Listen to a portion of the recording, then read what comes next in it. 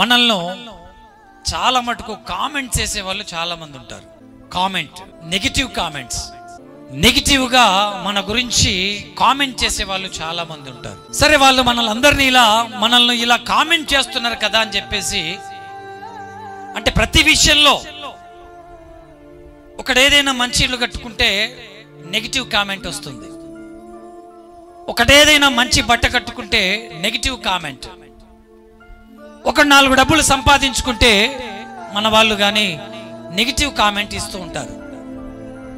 అలా negative comments వస్తున్నప్పుడు, ఇలాంటి నెగిటివ్ కామెంట్స్ మనం విన్నప్పుడు,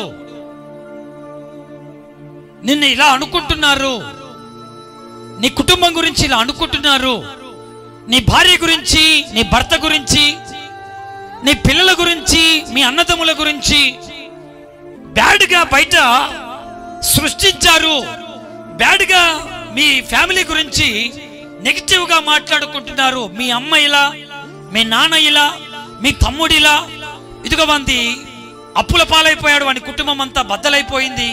ఇలాంటి నెగిటివ్ కామెంట్స్ వస్తూ ఉన్నప్పుడు మనం కృంగిపోవాల్సిన అవసరం లేదు. ప్రైజ్ ది లార్డ్, హల్లెలూయా.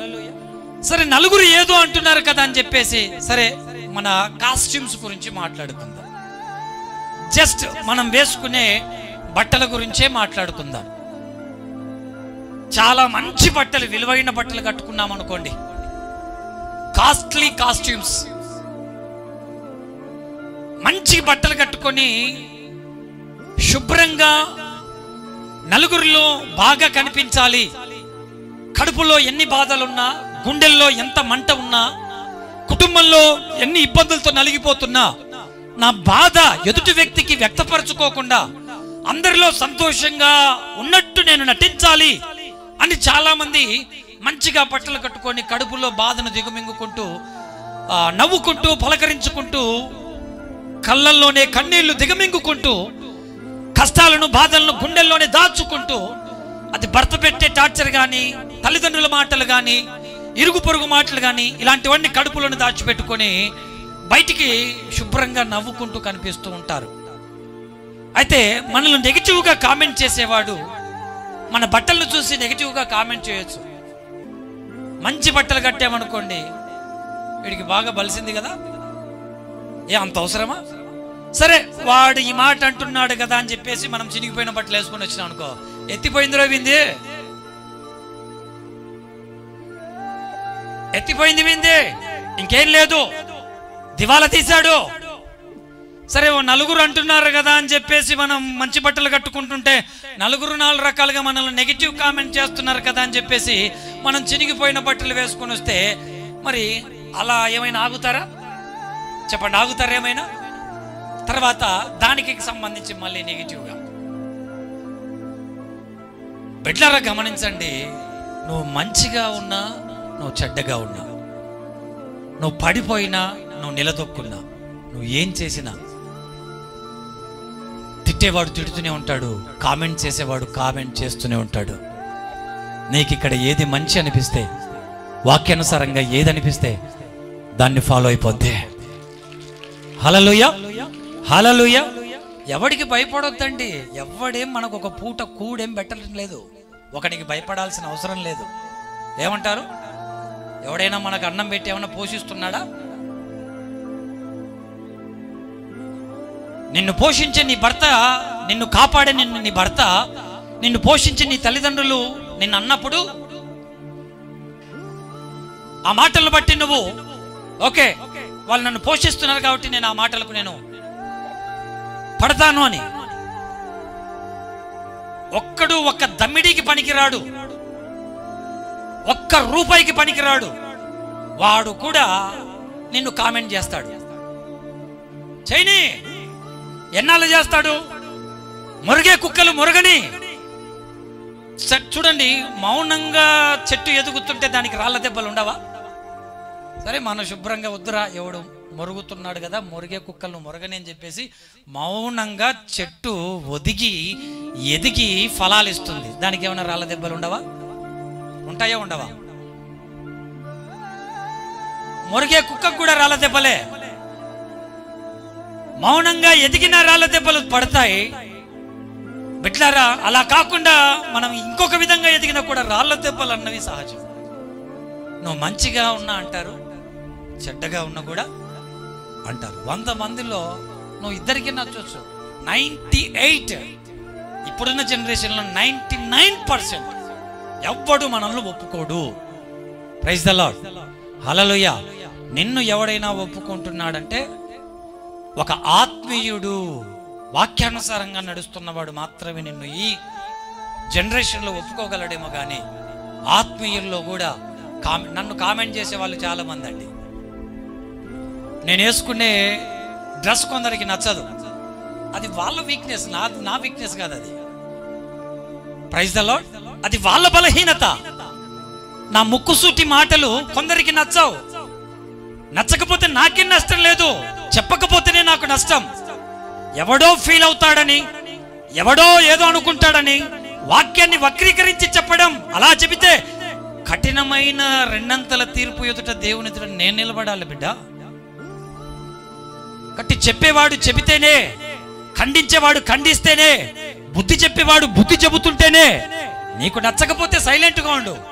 అంతేగాని మీరు మీ జీవితంలో కూడా మీరైనా నేనైనా ఎప్పటికైనా నెగిటివ్ కామెంట్స్ అన్నది ఎవ్వరికి ఇవ్వద్దండి. ఒకరిని జడ్జ్ చేసేంత హోలీనెస్ నీ దగ్గర లేదు, గుర్తుపెట్టుకో.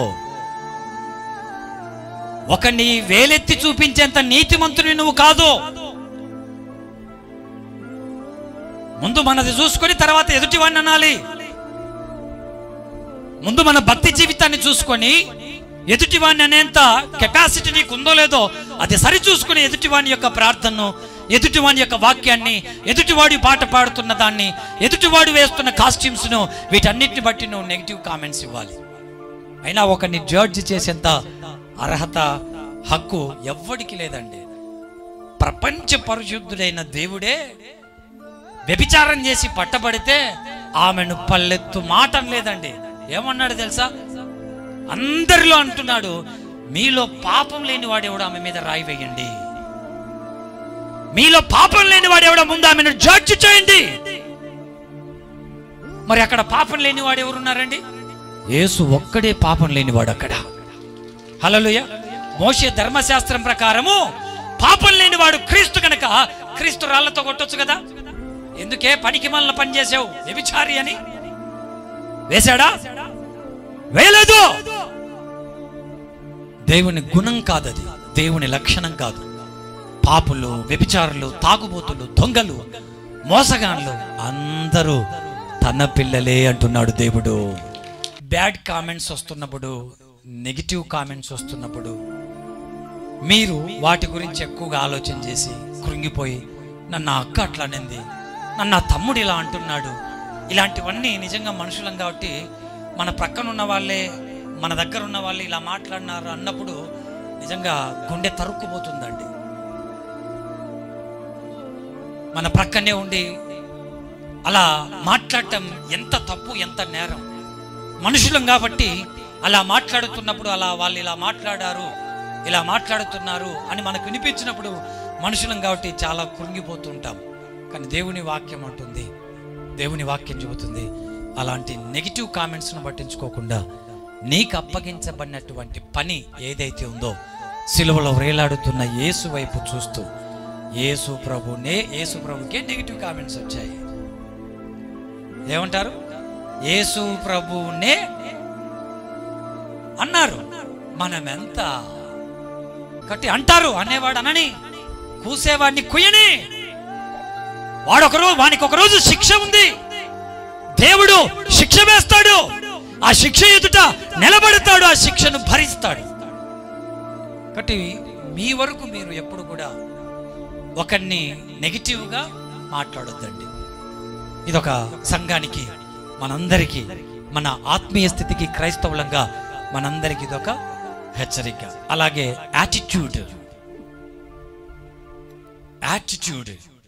యాటిట్యూడ్ అంటే అహంకారం, అతిశయం. బైబిల్లో ఒక మాట ఉంది, కొందరు రథములను బట్టి, కొందరు గుర్రములను బట్టి, కొందరు వెండి బంగారములను బట్టి అతిశయపడుదురు, నేనైతే నా దేవుడైన యెహోవా యందే అతిశయపడుదును అంటాడు భక్తుడు. హల్లెలూయా. అంటే యాటిట్యూడ్ క్రైస్తవుడికి పనికిరాదు. యాటిట్యూడ్, నీ యాటిట్యూడ్ ఏదైతే ఉందో, యాటిట్యూడ్ అన్నది చాలా మంది తమకున్న అందాన్ని బట్టి అతిశయపడుతుంటారు, తమకున్న డబ్బుని బట్టి అతిశయపడుతుంటారు, తమకు కలిగిన జ్ఞానాన్ని బట్టి అతిశయపడుతుంటారు, తమకు కలిగిన ఉద్యోగాన్ని బట్టి, తమకు కలిగిన వెండి బంగారాలను బట్టి, వారికి కలిగిన ఈ లోక సంపదలను బట్టి అతిశయపడుతూ ఉంటారు. అలాంటి యాటిట్యూడ్ మంచిది కాదు క్రైస్తవుడికి. ఎందుకంటే ఈ బంగారం, ఈ వెండి, ఈ ఆస్తి, అంతస్తు, కొంతమంది చాలా అహంకారంగా మాట్లాడుతుంటారండి. క్రైస్తవుడిగా, దేవుని పిల్లలుగా అహంకారం పనికిరాదు. అహంకారం, కొంతమందిని చూడడమే అహంకారంతో చూస్తారు. వాళ్ళ చూపే అహంకారంగా ఇట్లా ఇట్లా పెట్టి చూస్తాడు. నువ్వు నీ కళ్ళతో ఎంతమందిని బెదిరిస్తావు ఈ భూమి మీద? మాత్రం నిన్ను బెదిరించేవాడు, నిన్ను తొక్కేవాడు పైన ఉన్నాడు. ఎందుకంటే దేవుడు అహంకారులను ఎదిరించి, ప్రైజ్ ది లార్డ్, దేవుడు అహంకారులను ఏం చేస్తాడంట? ఎదిరిస్తాడంట. దీనులకు కృప అనుగ్రహించును. కాబట్టి అహంకారం కూడా మనం ఉండకూడదు. మనకు ఈ అహంకారాన్ని తీసేసుకోవాలి. అహంకారులను దేవుడు ఎదిరిస్తాడన్నమాట. కాబట్టి మ్యాక్సిమం తగ్గించుకొని ఉండటం కంటే శ్రేష్టమైనది మరొకటి లేదు. తన్ను తాను తగ్గించుకున్నవాడు దేవుని చేత హెచ్చింపబడతాడు. కాబట్టి దేవుని సన్నిధిలో కొంచెం తగ్గండి. ఇది జీవం కలిగిన దేవుని సంఘం, ఇది దేవుని కుటుంబం, ఇది దేవుని ఇల్లు. ఈ ఇంటిని ఎవడైనా పాడు చేస్తే, దేవుని యొక్క వాక్యం చెబుతుంది, ఈ ఇంటిని ఎవడైనా పాడు చేస్తే వాడిని ఎవడు పాడు చేస్తాడు? దేవుడు పాడు చేస్తాడు. అయితే పిల్లలారా, అపవాది మనకు అడ్డుగా నిలబడి ఉన్నాడు. గత వారం నేను చెప్పుకుంటూ వచ్చాను, ప్రతి వ్యక్తి జీవితంలో ఒకవైపు దేవుడు, ఒకవైపు దయ్యము. అపవాది అయిన సాతాను మనిషిలోనికి వెళ్ళి, మనిషిలోనికి ప్రవేశించి, ఆ మనిషి ద్వారా పాపం చేయించాలి. అపవాది మనిషిలోనికి వచ్చి, దుష్టుడైన అపవాది మనిషిలోనికి వచ్చి, ఆ అపవాది ఆ మనిషి ద్వారా తప్పులు చేపించాలి, పాపం చేపించాలని ఎంత గర్జించు సింహం వలె వెంటపడుతూ వేటాడుతుంటుందో, అలాగే దేవుడి ఆత్మ కూడా ఒక మనిషిలోనికి వచ్చి మంచి పనులు చేపించాలని దేవుడు కూడా వెంటపడుతూ ఉంటాడు మనిషిని. పేతురులోనికి ఎవరు ప్రవేశించారు? ఆ పేతురులోనికి అపవాది ప్రవేశించాడు. అందుకే పేతురు పోయి యేసు ప్రభు చేయబట్టుకొని, నీకు మరణం దూరమవును గాక అంటే, అప్పుడు పేతురును యేసు ప్రభు ఏమన్నాడు? సాతానా పొమ్మో, వెనక్కి పో, పేతురు నువ్వు అడ్డం జరుగు అనలేదు. పేతురులో ఉన్న సాతానును దేవుడు గుర్తించాడు. హల్లెలూయా. అంటే పేతురులోకి ఎవరు చేశారు? సాతాను వచ్చేశాడు. అలాగే ఇస్కరియోతు యూదాలోనికి కూడా సాతాను ప్రవేశించింది. ఆ ముక్క పుచ్చుకొనగానే సాతాను వానిలో ప్రవేశించెను. Praise the Lord. హల్లెలూయా. పేతురులో సాతాను ఎలా ప్రవేశించిందంటే, పేతురుకు ఏ అలవాటు ఉంది? సైగ చేసే అలవాటు. యేసు ప్రభుతో ప్రయాణం చేస్తున్నాడు, బైబిల్ పట్టుకున్నాడు, మీకులాగే చర్చికి వచ్చాడు, మీకులాగే రోజు ప్రార్థన చేసుకుంటున్నాడు, మీకులాగే అన్ని కార్యక్రమాలు అన్నిట్లో పార్టిసిపేట్ చేస్తున్నాడు. కానీ ఏం పోలేదు? సైగలు పోలేదు. సైగ చేసే అలవాటు పేతురులో ఉంది. అంతేకాదు, పేతురులో అల్ప విశ్వాసము, పేతురులో బొంకేతనము, తన ప్రాణం పట్ల ప్రియము, ఇవన్నీ కూడా పేతురులో ఉన్నాయి. కాబట్టి ఆ బలహీనతలన్నింటిని చూసే అపవాది పేతురులోనికి ప్రవేశించాడు. అలాగే ఇస్కరియోతు యూదాలోనికి కూడా అపవాది ప్రవేశించింది. ఇస్కరియోతు యూదాలోనికి సాతాను ఎలా వచ్చాడు? ఇస్కరియోతు యూదాలోనికి సాతాను ఎలా వచ్చాడు? ఇస్కరియోతు యూదాలోనికి సాతాను ఎలా వచ్చాడంటే యోహాను రాసిన సువార్త 13వ అధ్యాయము 29వ వచనం. డబ్బు సంచి యూదా యొద్ద ఉండెను గనక. హల్లెలూయా. ఇదిగో ఇది డబ్బు సంచి అండి అన్న, ఇక్కడ చూడండి. ఇది యేసు ప్రభు డబ్బు సంచి అనుకోండి. Praise the Lord. హల్లెలూయా. డబ్బు సంచి యూదా యొద్ద ఉండెను గనుక. డబ్బు సంచి ఎవరి దగ్గర ఉందంట? యేసు ప్రభు ఎవరికి అప్పగించాడంట? ఈ డబ్బు సంచిని యూదాకు అప్పగించాడు. నాయనా, ఈ డబ్బుతో నాకు సంబంధం లేదు అని. యూదా డబ్బు సంచి తీసుకున్నాడు. యూదా డబ్బు సంచి తీసుకొని ఇదిగో ఇలా పెట్టుకున్నాడు. సంఖలో ఎప్పుడు ఏముంటాయి యూదాకు? అరటి పండ్లు కొనాలన్నా యూదా, మామిడి పండ్లు కొనాలన్నా యేసు ప్రభు శిష్యులు పిలుస్తారు. యూదా ఏం కావాలన్నా, మెయింటెనెన్స్ కి ఏం కావాలన్నా డబ్బు సంచి యూదా ఎప్పుడు తీయడం, డబ్బు తీయడం. ఆ అవసరతలు ఏవైతున్నాయో అవసరతలకి డబ్బు సంచిలో వేస్తున్నప్పుడు, తీస్తున్నప్పుడు ఆ డబ్బును చూసినప్పుడు యూదాలో ఆశ పుట్టింది. ఏం పుట్టింది? ఆశ కాదు, దురాశ పుట్టింది. హల్లెలూయా, హల్లెలూయా. డబ్బును చూస్తే ఏం పుడుతుంది? బిడ్లరా, కరెన్సీకి ఉన్న పవర్ ఉంది. కరెన్సీకి ఉన్న పవర్ ఏంటంటే అది ఎంత టోన్ అయినా కానీ మలుపు తిప్పేస్తుంది. డబ్బు సంచి యూదా దగ్గర ఉండెను గనక ఆ డబ్బు తీస్తూ పెడుతూ ఉన్నప్పుడు ఆ డబ్బు సంపాదించాలి, నేను కూడా డబ్బు సంపాదించాలన్న దురాశ తనకి పుట్టి, డబ్బు సంపాదించాలంటే ఏం చేయాలి? డబ్బు సంపాదించాలి. యేసు ప్రభుతో ఉంటే డబ్బు సంపాదించాలి, ఎట్లనైనా కానీ వెండి సంపాదించాలి, డబ్బు సంపాదించాలని ఆల్రెడీ యేసు ప్రభు గురించి ఆల్రెడీ అక్కడ మొత్తం బ్యాడ్ కామెంట్స్, నెగిటివ్ కామెంట్స్ ఇవన్నీ వస్తున్నాయి. యేసు ప్రభుని చంపడానికి ప్రయత్నం చేస్తున్నారు. అలాంటి టైంలో యూదా ఏం చేస్తాడు తెలుసా? డబ్బు మీద ఆశతో మత్తయి సువార్త 26వ అధ్యాయం 14వ వచనం చదువుదాం. అప్పుడు 12 మందిలో ఒకడుగు ఇస్కరియోతు యూదా ప్రధాన యాజకుల యొద్దకు వెళ్ళి, నేను ఆయనను మీకు అప్పగించినలా నాకేమి ఇత్తురని వారిని అడిగాను.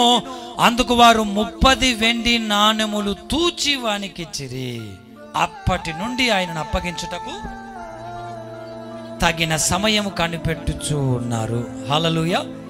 డబ్బు మీద ఆశ ఉంది కాబట్టే ఇస్కరియోతు యూదా ఆ ప్రధాన యాజకుల దగ్గరికి వెళ్ళి, నేను ఆయనను మీకు అప్పగిస్తే నాకేమిస్తారు, ఈ పని చేస్తే నాకేమొస్తుంది?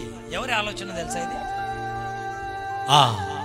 అపవాది వాణిలో పుట్టించిన ఆలోచన. Praise the Lord. నాకేమిస్తారు? నేను ఆయనను అప్పగించుండలా నాకేమిత్తురు, ఈ పని చేస్తే నాకేమొస్తుంది? స్వార్థం పుట్టిందండి యూదాలో. డబ్బు మీద దురాశ పుట్టింది. డబ్బు సంచి యూదా దగ్గర ఉంది కాబట్టి ఆ డబ్బును చూసి యూదాకు దురాశ పుట్టింది.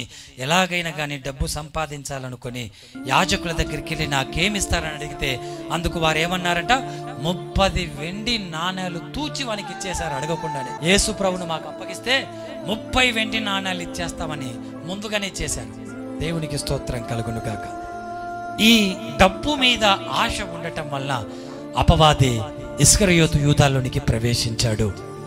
పేతురులో చూడండి, అపవాది మనలోనికి ప్రవేశించాలంటే మనలో ఉన్నటువంటి బలహీనతలను క్యాచ్ చేసుకునే అది మనలోనికి వస్తుంది. గుర్తుపెట్టుకోవాలి.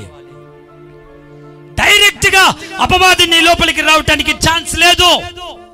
నీలో ఉన్నటువంటి బలహీనతలు, ఒకడికి తిండంటే మోజు, ఒకడికి నిద్ర అంటే మోజు, ఒకడికి డబ్బంటే మోజు, ఒకడికి అమ్మాయి అంటే పిచ్చి, ఒక ఆమెకు అబ్బాయి అంటే పిచ్చి. కొంతమందికి అందం మీద వ్యామోహం, కొంతమందికి బంగారం మీద వ్యామోహం, కొంతమందికి వస్త్రాల మీద. ఇలా ఒక్కొక్కరు ఒక్కొక్క దానికి అడిక్ట్ అయిపోయి ఉంటారు. ఇటువంటివి అపవాది క్యాచ్ చేస్తాడు. వీడు దేనికి లొంగుతాడు, వేటికి పడిపోతాడు, ఎవరంటే వీడు వీక్ అవుతాడు. అలాంటి వీక్నెస్లన్నీ అపవాది పసిగట్టి కనుక్కొని చాలా అద్భుతంగా స్కెచ్ చేస్తాడండి. అపవాది స్కెచ్ వేసాడంటే ఖచ్చితంగా వాడు మనల్ని పడగొడతాడు.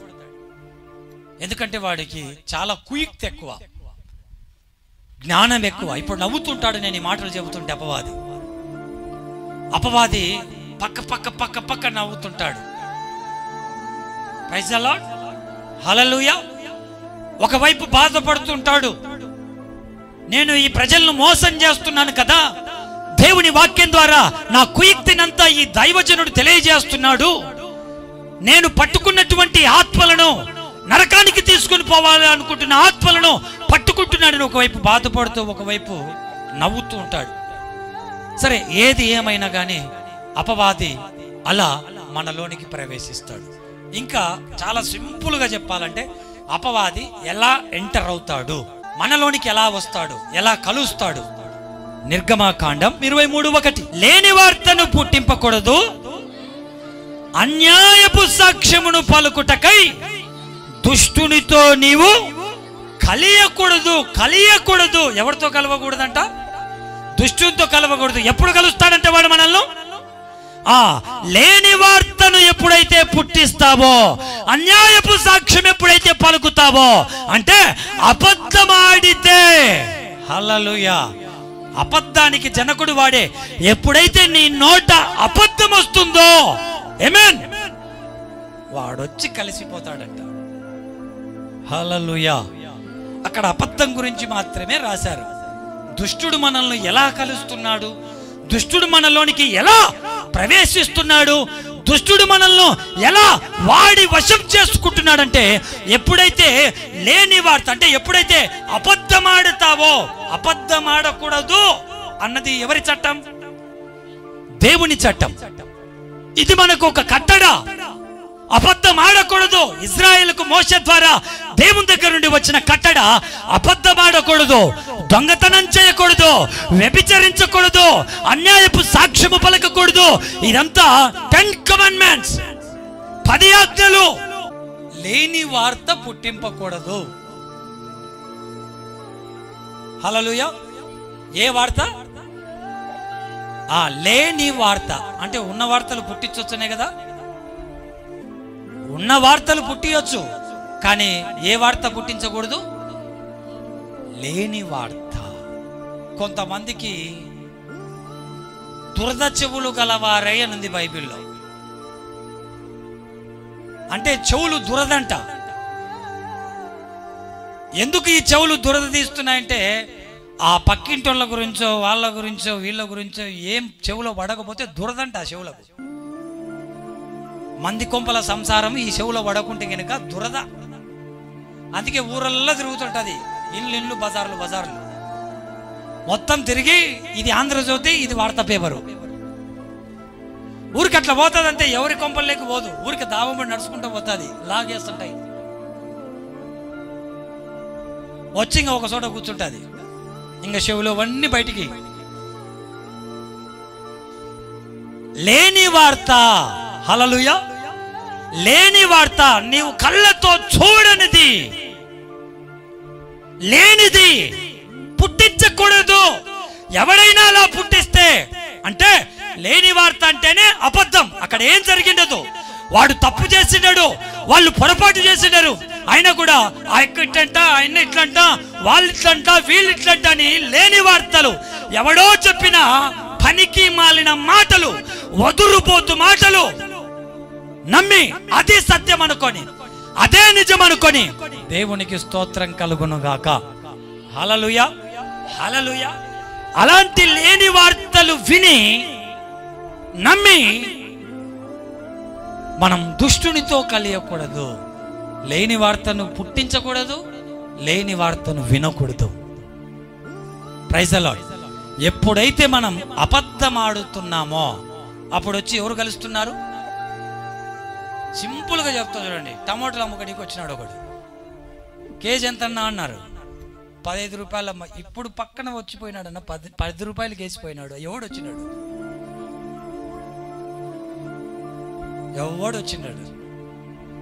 ఇప్పుడు వచ్చి 12 రూపాయలకి వేసిపోయినాడు. ఇది లేని వార్తనా కాదా? ఎంతకు? 3 రూపాయలకు 1 కేజీ టమోటాలకు. ఈమె టమోటా షారు చేసుకొని శుభ్రంగా తిని వాడిని మోసం చేసినాను అనుకుంటుంది. ఇప్పుడు వచ్చిపోయినాడంటే వచ్చినాడు వాడు. ఎవడు? అపవాది. లేని వార్త. హల్లెలూయా, హల్లెలూయా. ఎప్పుడైతే మనం ఈ నోట అబద్ధం ఆడుతామో, అబద్ధాన్ని ఎప్పుడైతే మనం పలుకుతామో, అందుకే యేసుప్రభు అన్నాడు, అవునంటే అవును.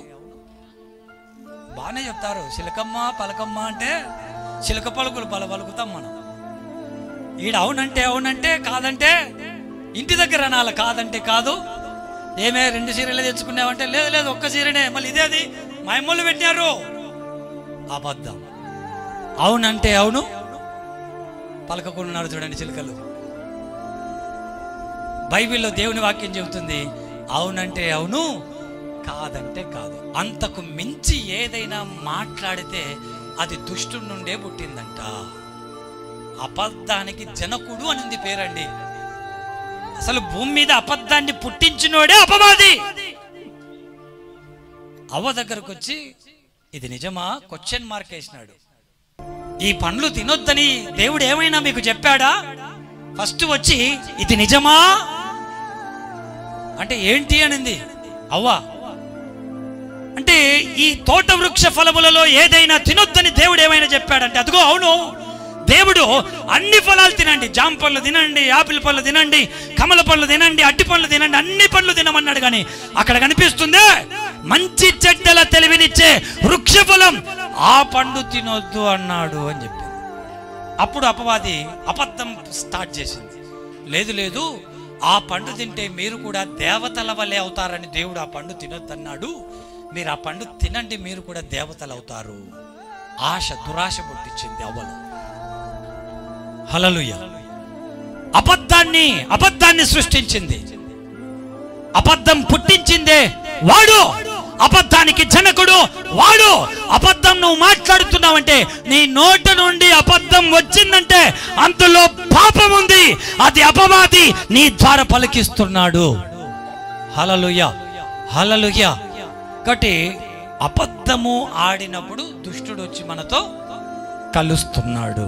అబద్ధమే కాదు, దొంగతనం చేసినా, వ్యభిచారం చేసినా, అంటే దేవుని వాక్యానికి విరుద్ధంగా దేవుడు ఏదైతే చెయ్యొద్దు అన్నాడో అది చేస్తామో, ఏదైతే తినొద్దు అన్నాడో అది తింటామో, ఏ అన్ని ఆచారాలు చేయొద్దు అన్నాడో అవి చేస్తామో, వెంటనే అపవాది నీతో వచ్చి కలిసిపోతాడు.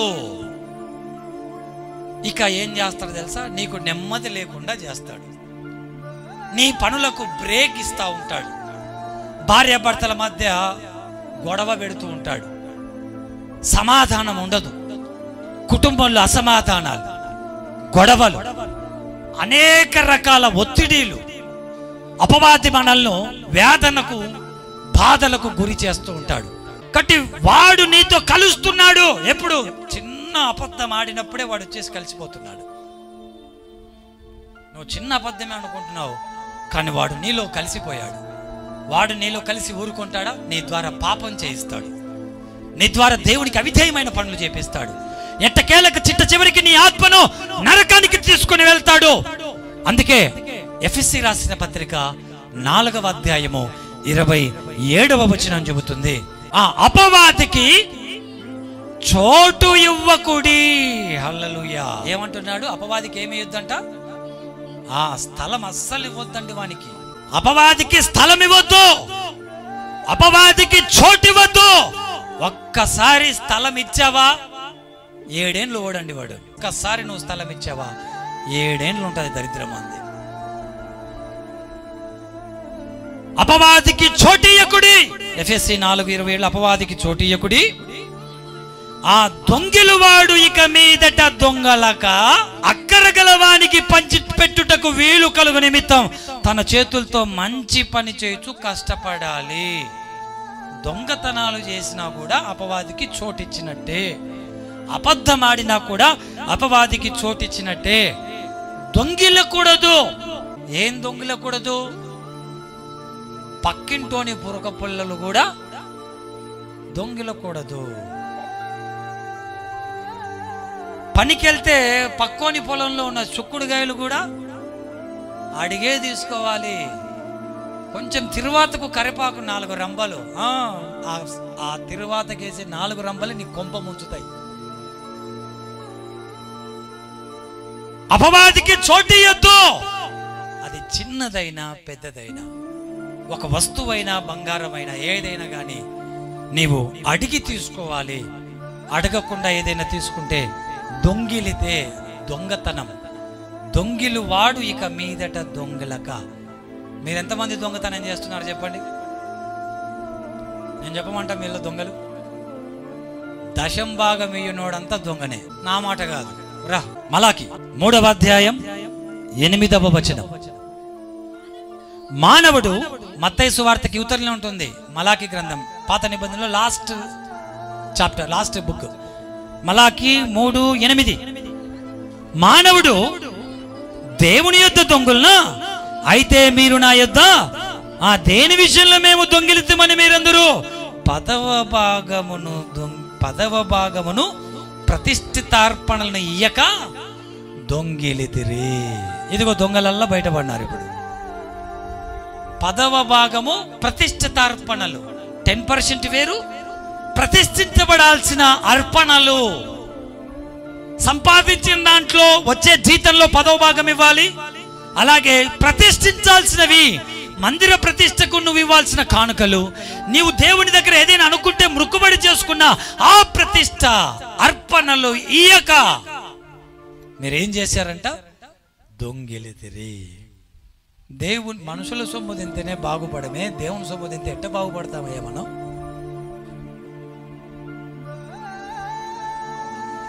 నా సొమ్ము తిన్నావు నువ్వేం బాగుపడతావురా అని అంటుంటారు కదా. ఇక దేవుని సొమ్ము తిన్న కథ ఏంటి? దేవుని సొమ్ము తిని బాగుపడిన వాడు ఉన్నాడా? దేవునికి 10వ భాగం ఇవ్వకుండా బాగుపడిన వాడు లేడండి చరిత్రలో. మానవుడు దేవుని యొద్ద దొంగిలునా? దొంగులుతున్నారు. అందుకే దొంగులు వాడు ఇక ఇన్నాళ్ళు దొంగిలింది చాలు. మనుషుల డబ్బు కాదు, నువ్వు దేవుని డబ్బునే దొంగలించావు. దేవునికి చెందాల్సిన 10వ భాగాన్ని దొంగలించావు. దేవుని సంఘం తినాల్సిన, దేవుని సేవకుడు యాజకుడు తినవలసిన సొమ్మును, సంఘానికి అర్పించాల్సిన సొమ్మును నువ్వు దొంగిల్లావు, తిన్నావు. అందుకే నీ సంచికి రంధ్రం వేశాను, 1 రూపాయి మిగలకుండా నేను చేశాను. డబ్బులు 1 రూపాయి మిగలడంలే, 1 రూపాయి మిగలడానికి తిను దేవుని సొమ్ము. దొంగులు మిగులుతాయి డబ్బులు. దేవుని సొమ్మును మనం దొంగిలితే, ప్రైజ్ ద లార్డ్, హల్లెలూయా. ఇల్లు బాగలేదు, వాకిళ్ళు బాగలేదు, ఆడపిల్లలకు వడిబియ్యాలు పోయకనే మనకు ఇంట్లో డబ్బు రావడం లేదు, మిగలడం లేదు. శుక్రవారం రోజు వానికి డబ్బులు ఇచ్చినాను, మంగళవారం రోజు వాడు వచ్చి డబ్బులు తీసుకుపోయినాడు. ఆడపిల్లను మంగళవారం పంపించినాను. క్రైస్తవుడిగా మనమందరం సిగ్గుతో తలదించుకోవాలి ఈ మాటలను బట్టి. ప్రియులారా, దేవుని బిడ్డలారా, నువ్వు దేవుని సొమ్మును దొంగిలుతున్నావు కాబట్టే, అందుకే దొంగిలు వాడు ఇక మీదట దొంగలక అక్కరగలవానికి పంచి పెట్టుచు మంచి పని చేస్తూ కష్టపడి బ్రతకాలి. ఏ పనులు చేసుకుంటూ? మంచి పని చేయొచ్చు. దేవునికి స్తోత్రం కలుగును గాక. రండి ఎఫెసీ పత్రికలోనికి రండి. మళ్ళీ మంచి పని చేయొచ్చు, కష్టపడవలెను, వీలు కలుగు నిమిత్తము తన చేతులతో మంచి పని చేయొచ్చు. తన చేతులతో ఏ పని చేయాలంట? మంచి పని చేయొచ్చు, కష్టపడాలి. అలాగే ఇంకొకటి ఏంటంట? వినువారికి మేలు కలుగునట్లు అవసరను బట్టి క్షేమాభివృద్ధికరమైన అనుకూల వచనమే పలుకుడు గాని దుర్భాష ఏదైనను మీ నోట రానియకుడి. సైతాన్ ఈడ కూడా ఉంది, అబద్ధంలో కలిసిపోతున్నాడు. నెంబర్ 2, దొంగతనంలో కలిసిపోతున్నాడు. నెంబర్ 3, నీ నోటి మాటలు దుర్భాష నీ నాశనంగానో. ఏం భాష ఇది? మన భాష కాదు అది. నువ్వు ఆశీర్వదించబడుదువుగాక, నువ్వు బతుకుదువుగాక, నీకు రాకున్నది కదరా ఆశీర్వాదం. ఇది మన భాష. హల్లెలూయా, హల్లెలూయా. దీనికి అంత ఆపోజిట్ కదా మీరు. లోకం అది. ఏ భాష రాకూడదంట మన నోటికి? దుర్భాష. దుర్భాష అంటే చెడ్డ మాటలు. భర్త భార్యను చెడ్డ మాటలు పలకకూడదు. భార్య కూడా భర్తను చెడ్డగా మాట్లాడకూడదు. దుర్భాష, దుర్భాష, చెడ్డ భాష. ఈ చెడ్డ భాషలు మనం వినకూడదు, అసలు మన నోటికి రాకూడదు. ఎప్పుడైతే దుర్భాష నీ నోట వస్తుందో అపవాది నీతో కలిసిపోయాడు, అపవాది నీలో ఉన్నాడు. పల్లెటూర్లలో చాలా చోట్ల నేను ప్రార్థన చేయడానికి తిరుగుతుంటా ఇళ్ళల్లో. అవన్నీ వింటనే ఉంటా. మన సంఘానికి వచ్చిన వాళ్ళు కూడా, దేవుని పిల్లలుగా పిలువబడుతున్న ఎన్నో కుటుంబాల్లో కూడా కోపం వచ్చినప్పుడు నోరు జారుతూ ఉంటారు. నా ముందరనే ఒక ఆమె నోరు జారింది ప్రార్థనకు వచ్చి.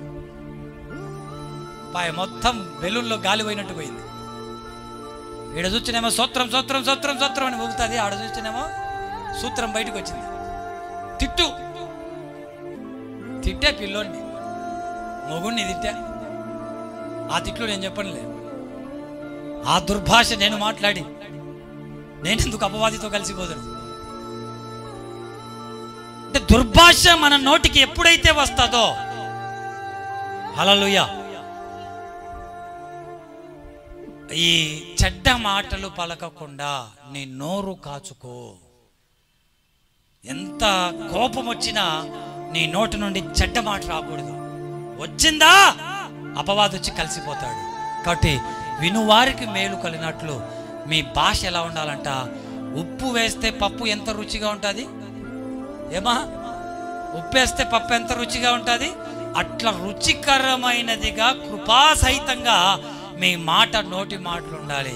అబ్బో, మన మాటల కడుపులో వాంతులు బేదులు వచ్చినట్టు ఒక్కొక్కని మాటలు వింటే కడుపులో ఉలగరం తిప్పుతుందంట. వాడు ఆ మాట మాట్లాడే నన్ను వాడిని పోయి కొట్టాలంగా తిరిగి మళ్ళీ అనాలి. ఆ మాట అనేదాకా నిద్ర రాదు వీళ్ళకు. వాడు నన్ను అంటాడా? నిద్ర రాలేదన్న రాత్రి అంతా నాకు. ఏ మాటలు? వాని మాటలు విన్నప్పటి నుంచి వీనికి నిద్ర రాలేదు. దుర్భాష మీ నోట రాకూడదు. వినువారికి మేలు కలుగునట్లు, వినువారికి మేలు. నీ మాటలు వింటే అవతల వాడికి మేలు కలగాలంట. నీ మాటల వలన పడిపోయినోడు కూడా లేవాలంట. నీ మాటల వలన ధైర్యం తెచ్చుకోవాలంట. వినువారికి మేలు కలిగినట్లు అవసరాన్ని బట్టే. హల్లెలూయా. దేన్ని బట్టి? అవసరాన్ని బట్టే మాట్లాడాలి. కానీ అల్లరిజిను మాత్రం 24 గంటలు నోరు ఉంది కదా అని మాట్లాడకూడదు. విస్తారమైన మాటలలో దోషం పుట్టక మానదు. ఎవరితోనైనా కానీ ఎక్కువ మాటలు అవసరం లేదు. ఎవరితోనైనా కానీ తక్కువ మాట్లాడండి. ఎక్కువ మాట్లాడితే ఖచ్చితంగా కొట్లాడతారు, గొడవలు పడతారు. ఎవరితోనైనా సహవాసం కొంచెం లిమిట్స్ లో ఉంటేనే బాగుంటుంది. కాబట్టి అవసరాన్ని బట్టే, అవసరం ఉంటేనే మాట్లాడండి. అవసరం లేకుంటే ఏం మాటలు ఉంటాయి? అవసరం లేకుండా కూడా కల్పించుకొని మాట్లాడుతున్నామంటే మీరు ఎక్కడో పడిపోతున్నారు. అవసరాన్ని బట్టే మీరు మాట్లాడాలి. అవసరాన్ని బట్టే మీరు పలకాలి. క్షేమాభివృద్ధికరమైన అనుకూలమైన వచనమే పలుకుడు గాని దుర్భాష మీ నోటికి రానియకూడదు. ఏంటి ఆ దుర్భాష? 5వ అధ్యాయం 4వ వచనంలో, అదే ఎఫెసీ 5:4. ఆ కృతజ్ఞతావచనమే మీరు ఉచ్చరింపవలను గాని మీరు బూతులైనను పోకిరి మాటలైనను, ఆ సరసోక్తులు అంటే సరసానికి సంబంధించిన ఉక్తులు అంటారు. దాన్ని సరసోక్తులు అంటే ఆ సరసోక్తులైనను ఉచ్చరింపకూడదు. ఇవి మీకు తగవు. ఇవి మనకు తగవు. ఏంటివి? పోకిరి మాటలు. పల్లెటూరులో మామలను, మామగారులను, అత్తగారులను దేవుని నమ్ముకున్నలే ఎగతాళిగా మాట్లాడుతుంటారు. ఇవన్నీ ఏంటివో తెలుసా? పాపం. ఎగతాళిగా మాట్లాడాం. ఒరే మామ వచ్చినారా, ఒంటికి పోయిరా వాని మీద. అమ్మ నేర్పిస్తుంది, మామ వచ్చినాడంట ఏం పోయాలంట, కాలుతుందనరా మామను. ఇవన్నీ దుష్ట సంబంధులు చేసే పనులు. ఏం నేర్పిస్తున్నాం? పోకిరి మాటలు, సరసోక్తులు, అంతేకాదు బూతులు పచ్చిగా రాసి పెట్టారండి అక్కడ. బూతులు, తిట్లు. బూతులైనను, పోకిరి మాటలైనను, సరసోక్తులైనను నువ్వు ఉచ్చరింపకూడదు. ఇవి ఉచ్చరించావా? ఎవడొచ్చా? వచ్చి ఏమైపోతాడు? కలిసిపోతాడు. అబద్ధం, దొంగతనం, దుర్భాషలో దుష్టుడు వచ్చి కలిసిపోతున్నాడు. కాబట్టి బిడ్డలారా, మీ నోటికి రానీకుడు వస్తాయి, నోటికి వస్తాయి, దాన్ని ఏం చేయాలి? దిగమిగ్గాలి. రానీయకుడే, మీ నోటికి రానీయకుడి. దేవుని 30వ వచనంలో 4:30 అలా గనక వస్తే ఎవరు బాధపడతారంట? దేవుని పరిశుద్ధాత్మను దుఃఖపరచకుడి. ఎందుకంటే విమోచన దినం వరకు ఆయన యందు మీరు ముద్రింపబడి ఉన్నారు. సమస్తమైన ద్వేషము, కోపము, క్రోధము, అల్లరి, దూషణ, సకలమైన దుష్టత్వాన్ని మీరు విసర్జించండి. ఇవన్నీ దుష్ట సంబంధులకు. ఇవన్నీ దుష్టుడు మనతో కలిసిపోయే ఆయుధాలు. దుష్టుడు మనతో కలిసిపోవడానికి వాడు విసిరే ఆయుధాలు. ద్వేషం. ఆ ద్వేషం ఉండకూడదంట దేవుని పిల్లలకు. కొంతమందిని ద్వేషిస్తూ ఉంటారు. అలా ద్వేషం ఉండకూడదు. ద్వేషం నీలో పుట్టిందంటే నీలో ప్రేమే పుట్టాలి. శత్రువును చూసినా ప్రేమే పుట్టాలి. నిన్ను తిట్టిన వాడిని చూసినా ప్రేమే పుట్టాలి. నిన్ను గాయపరిచిన వాడిని చూసినా నీలో ప్రేమే పుట్టాలి, కానీ ద్వేషం పుట్టకూడదు. నీలో ద్వేషం పుట్టిందా అపవాది నీలో వచ్చి కలిసిపోతాడు. ఏం పుట్టకూడదు? ద్వేషం. ద్వేషం, ద్వేషము అన్నది మనలో పుట్టకూడదు. తర్వాత కోపం. కోపం ఎంతమందికి ఉందండి? అందరు చేయెత్తాల్సిందే, ఇక్కడ ఎవడు లేడు. ప్రైజ్ అలార్డ్. కానీ కోపపడుడి గాని పాపం చేయకుడి. సూర్యుడు అస్తమించే లోపు మీరు ఏ కోపమైతే పడ్డారో వారితో సమాధాన పడాలంట. అప్పుడు దుష్టుడు మనల్ని కలవడు. హల్లెలూయా. భార్యాభర్తలు కొట్లాడితే ఎన్ని రోజులు కోప్పడి మాట్లాడకుండా ఉండేది? ఈమె గోడకెళ్ళి తిరిగి రే ఇంట్లో బ్యాళ్ళు అయిపోయినాయి, ఆమె అంగికెళ్ళి తిరిగి ఇక్కడ ఫ్యాన్కెళ్ళి తిరిగి డబ్బులు ఇచ్చే కదరా తెచ్చుకునేది. గోడను చేసుకుందా లేచి ఈయన తడికెం చేసుకున్నాడా?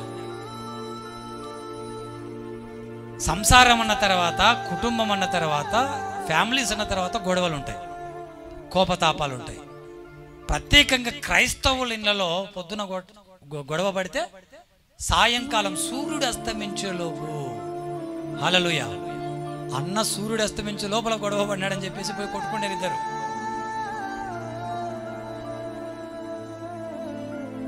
కోపపడండి, పాపం చేయొద్దు. కోపపడితే సూర్యుడు అస్తమించే లోపు, ఒకవేళ సూర్యుడు అస్తమించిన తర్వాత రాత్రి కోపడ్డారా, ఉదయించే లోపు ఇద్దరు మళ్ళీ సమాధాన పడాలి. సమాధాన పడకపోతే మీ ఇద్దరిలో ఎవరు వచ్చి కలుస్తారు? దుష్టుడు. ఇవన్నీ చాలా చిన్న చిన్నవండి, ఇవన్నీ మనకు తెలియదండి. దుష్టుడు మనలో ఇప్పుడు ఇవన్నీ వీటన్నిటిని బట్టి చూస్తే మనలో ఎవరు కలిసి ఉన్నారు? నీళ్ళల్లో పాల నీళ్ళంట్లో కనుక్కుంటామో మన దుష్టుడిని కూడా మనం కనుక్కోలేము. మనలో ఉన్నాడు వాడు. కోపం. చిన్నదానికి కోపపడుతుంటారు. భర్త చిన్నదానికి కోపడతాడు, భార్య చిన్నదానికి కోపడతారు. కోపడడం సహజమే. అయితే ఈ కోపం మంచిది కాదు. ఇలా మీరు కోపపడితే, కోపం తర్వాత క్రోధం, ఇది కోపానికంటే మించింది.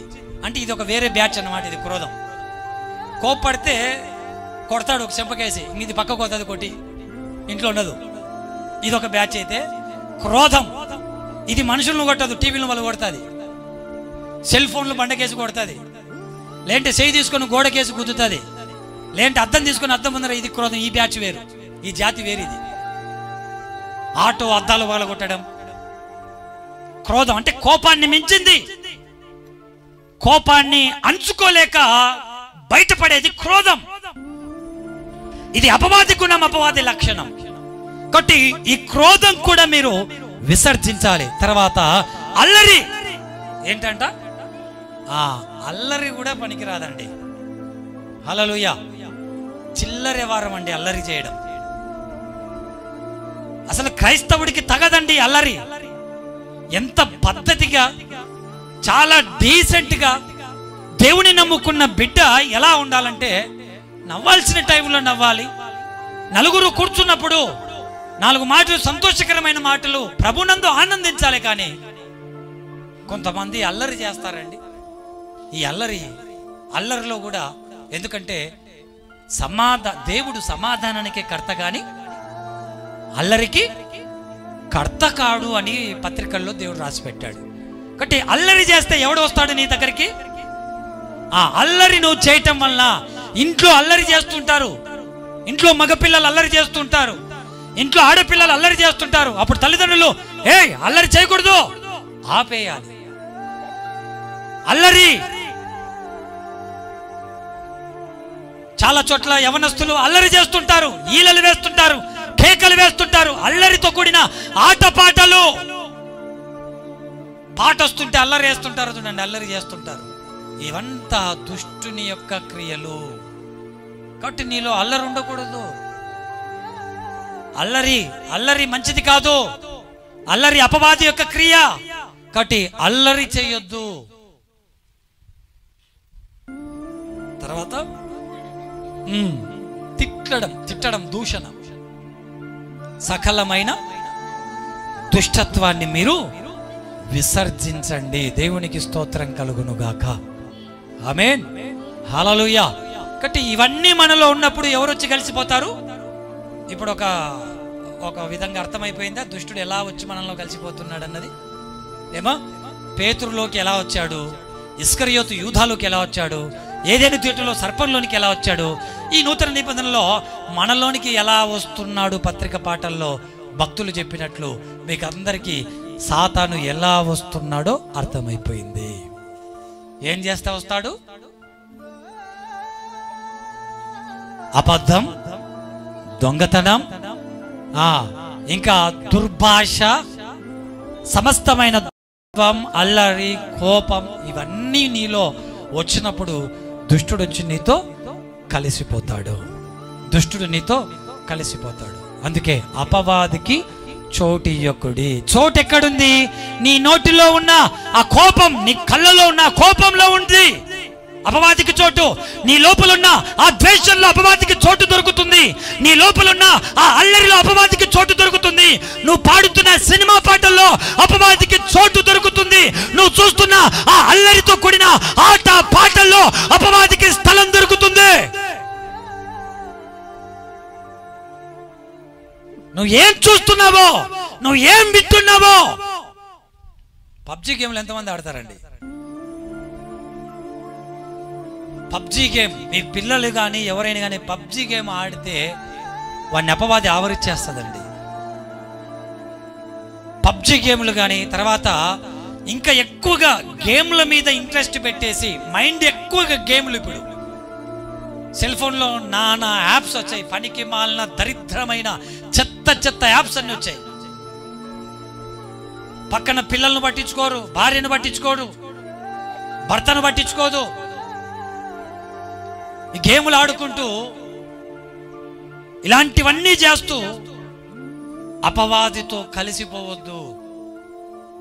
కాలక్షేపణ కోసం నువ్వు అల్లరితో కూడిన ఆటపాటలు ఆడి దుష్టునితో నువ్వు కలిస్తే, ఆ వాడొచ్చి నీతో కలిస్తే ఇక నీకు నెమ్మది లేకుండా చేస్తాడు.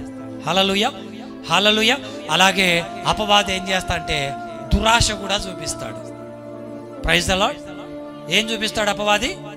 ఇప్పుడు ఎట్లా కలుస్తాడో, మనలో ఎలా వచ్చేస్తాడో తెలుసుకున్నాం. ఇక వాడు దురాశ చూపిస్తాడు. యేసు ప్రభుకే దురాశ చూపించాడు. కొండ మీదకి ఎక్కించి కొండపైకి పంపించి ఒక్క నిమిషంలో రాజ్యముల మహిమంతా చూపించాడంట. నువ్వు నాకు మొక్కితివా, ఇదంతా నీకు ఇస్తానని యేసు ప్రభుకే ఆశ చూపించాడు. నీకు నాకు కూడా ఆశ చూపిస్తాడు. అమ్మాయి అబ్బాయి అనే ఆశ, మందు, ఆల్కహాల్, డబ్బు అనే ఆశ, పేరు అనే ఆశ, ప్రఖ్యాత అనే ఆశ, ఈ ఆశలు దురాశలు చూపించి నిన్ను ఎట్టకేలకు ఎలాగైనా కానీ లాగేస్తాడు. కట్టివాడు దురాశ చూపుతాడు. అలా వాడు దురాశ చూపినప్పుడు మనం చెయ్యకుండా ఇంటికి వెళ్ళిన తర్వాత చదవండి లూకాసు వార్త 4వ అధ్యాయం 5వ వచనం. దురాశ చూపించి వాడు మనల్ని వశపరుచుకుంటాడు. దేవునికి స్తోత్రం కలుగును గాక. ఆమేన్. అందుకే ఈ అపవాదిని దేవుడు ఏం చేస్తున్నాడంట? సమాధానకర్తయగు దేవుడు, రోమపత్రిక 16వ అధ్యాయము 20వ వచనం.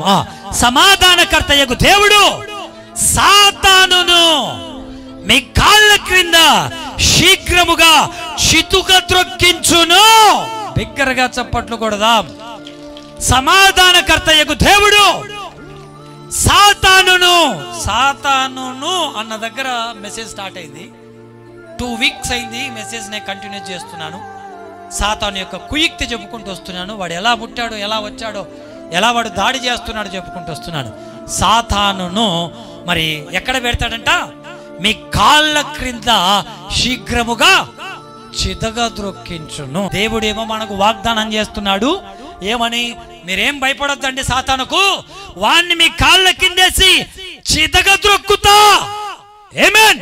దేవుని వాగ్దానం అయితే ఇలా ఉంది మనకు, సైతాన్ను నేను చితగద్రొక్కుతానని. కానీ సైతాన్ చూస్తే మనల్ని రోజు ఫుట్బాల్, షటిల్, 6, 4 లేపుతున్నాడు వాడు మనల్ని. ఆదివారం ఒక్కటే మనం గ్రౌండ్ లో తిరుగుతుంటాం సంఘంలో. సోమవారం మంగళవారం 6 కొడితే గ్రౌండ్ అవుతారు, ఎక్కడ పడేది కూడా తెలియదు మనది బాలు. అపవాది, దుష్టుడైన అపవాదిని దేవుడు అంటున్నాడు, వాడికి మీరు భయపడొద్దు. నీ కొడుకులో ఉన్నాడో, నీ బిడ్డలో ఉన్నాడో, నీ భర్తలో ఉన్నాడో, నీ భార్యలో ఉన్నాడో, నీ కుటుంబాన్ని ఎలా డిస్టర్బ్ చేస్తున్నాడో, నీకు రావాల్సిన డబ్బు రాకుండా, ఇంట్లో రోగాలు పుట్టించి, సమాధానం లేకుండా, నెమ్మది లేకుండా, ఆరోగ్యం లేకుండా, ఇద్దరిని సమాధానంతో నెమ్మదితో ఉండకుండా నీ కుటుంబాన్ని నాశనం రేపుతున్నాడో, వానికి నువ్వు భయపడొద్దు. వాడిని ఒక రోజు నీ కాళ్ళ కింద వేసి చీతగా ద్రొక్కుతాను. ఆమేన్. హల్లెలూయా, హల్లెలూయా. దుష్టుడైన అపవాదిని కాళ్ళ కింద వేసి చితగా ద్రొక్కుతాను, చితగా ద్రొక్కిస్తాను. ఎలా దొక్కిస్తానంటే మీ కాళ్ళ కింద వేసి నేనే ద్రొక్కిస్తా అంటున్నాడు దేవుడు. ఎలా దొక్కిస్తాడంట చూడండి. యాకోబు రాసిన పత్రిక 4వ అధ్యాయం 7వ వచనాన్ని ఎలా. కాబట్టి దేవునికి లోబడి ఉండండి, అపవాదిని ఎదిరించుడి, అప్పుడు ఆ వాడు మీ యుద్ధ నుండి పారిపోతాడు. ఆమేన్. హల్లెలూయా, హల్లెలూయా. దుష్టుని ఏం చేయాలంట? యేసు ప్రభు పేతురులో ఉన్న సాతాన్ని ఏం చేశాడు? సాతానా పొమ్ము, నా వెనుకకు పొమ్ము అని సాతాన్ని ఏం చేశాడు? ఎదిరించాడు. అపవాదికి భయపడకూడదు మనం. Praise the Lord. అది అంటది, వారం రోజుల్లో నిన్ను చంపుకొని పోతా అని చెప్తుంది. అది నీకు యాక్సిడెంట్ చేస్తా అని చెప్తుంది. కలలో వచ్చి నిన్ను చంపేస్తా అని చెప్తుంది. నిన్ను నాశనం రేపుతా అని చెప్తుంది. నిన్ను కొట్టాను రా, నిన్ను పడగొట్టాను రా అని చెప్తుంది. కానీ అపవాదికి ఎక్కడ భయపడకు. ఆమేన్. హల్లెలూయా, హల్లెలూయా. అన్నా మేము దేవునికే భయపడవన్నా అపవాదికి ఏం భయపడతాం అంటారా? హల్లెలూయా, హల్లెలూయా. బిడ్డలారా, దేవుని యొక్క వాక్యం చెబుతుంది, అపవాదికి భయపడద్దు. వాడిని ఏం చేయాలంట? ఎదిరించండి, ఎదిరించండి, ఎదిరించండి. దాంతో ఎదురు తిరిగి మాట్లాడండి. సరే ఎదిరిద్దాం, నేను ఎదిరిస్తా. ఇప్పుడు ఒక సైతాన్ను లేపుతాను, నేను ఒక అపవాదిని లేపుతాను, లేపి ఎదిరిస్తా. ఎదిరిస్తే అది నాకు లొంగుతుందా, లేదంటే నా మీద తిరుగుబాటు చేస్తుందా? Praise the Lord. Hallelujah, hallelujah. మన సంఘానికి వచ్చే బిడ్డలు, నేను దయ్యాలకు విడుదల కోసం ప్రార్థన చేస్తుంటా. దయ్యాల కోసం విడుదల ప్రార్థన చేస్తుంటా. విడుదల ప్రార్థన చేస్తున్నప్పుడు లోపల ఉన్న దయ్యాలు భయంకరంగా చేస్తూ ఉంటాయి. అలాంటి టైంలో బిడ్డలారా, నేను యేసు నామములో నిన్ను బంధిస్తున్నాని అని ఊపుతంతే కూలిపోతాయి. ప్రైజ్ ది లార్డ్, హల్లెలూయా. నా కట్అవుట్ చూసి అది ఊగిపోవడం, నా కట్అవుట్ చూసి అది కూలిపోతుందా? కాదు బిడ్డలారా.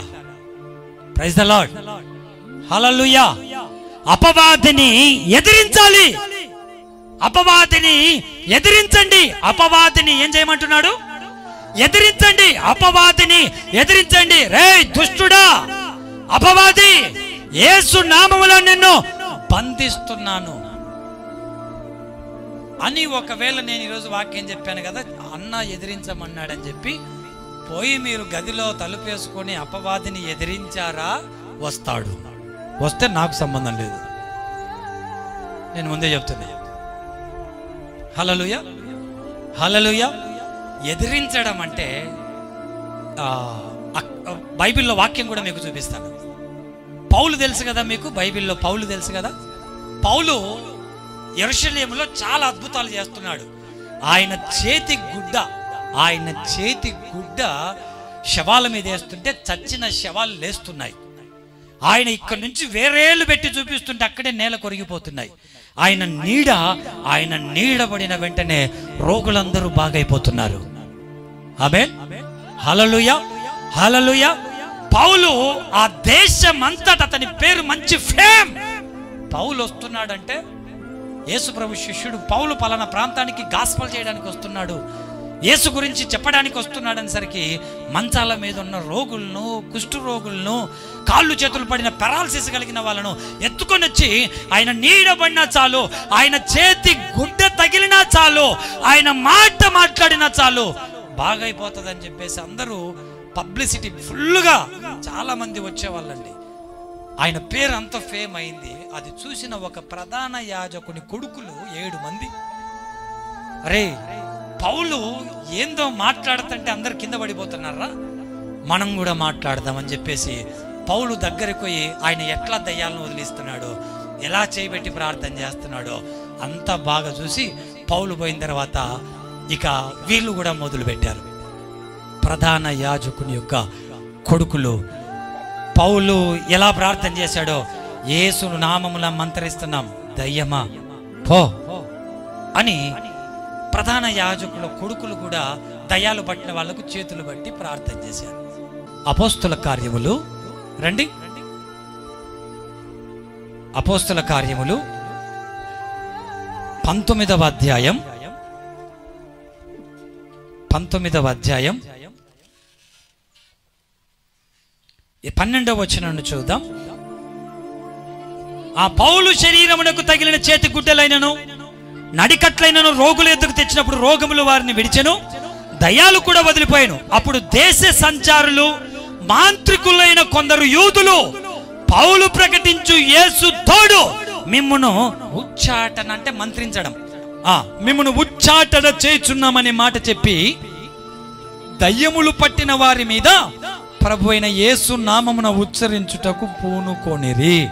యూదుడైన స్కెవయను ఒక ప్రధాన యాజకుని కుమారులు 7 అలాగు చేయుచుండ్రి. అందుకు ఆ దయ్యము, నేను యేసును గుర్తెరుగుదును, పౌలును కూడా ఎరుగుదును గాని నువ్వెవడివిరా అని అడగగా, ఆ దయ్యం పట్టిన వాడు ఎగిరి వారి మీద పడి వారిలో 2 లొంగదీసి గెలిచెను. అందుచేత వారు దిగంబరులై గాయం తగిలి ఇంటి నుండి పారిపోయిరి. హల్లెలూయా. అమ్మా అక్కడ చూడండి, పౌలు ప్రార్థన చేస్తుంటే, జాషువన్న ప్రార్థన చేస్తుంటే దయ్యాలు పోతున్నాయి. మనం కూడా ప్రార్థన చేద్దామని చెప్పేసి మీరు కూడా దయ్యాల ప్రార్థన ఇంట్లో పెట్టినారనుకోండి. పౌలును చూసి ప్రధాన యాజకులు 7 మంది కొడుకులు ఇదే చేశారు. దయ్యాన్ని యేసు నామంలో మంత్రిస్తున్నాం అన్న, ఏందో నీళ్లు మంత్రిస్తారా, మంత్రించి ముఖం మీద దయ్యం పోతుందని చెప్పి మీరు నీళ్లు చల్లినారనుకో, అది మీకు బిందె నీళ్లు తప్పుతుంది.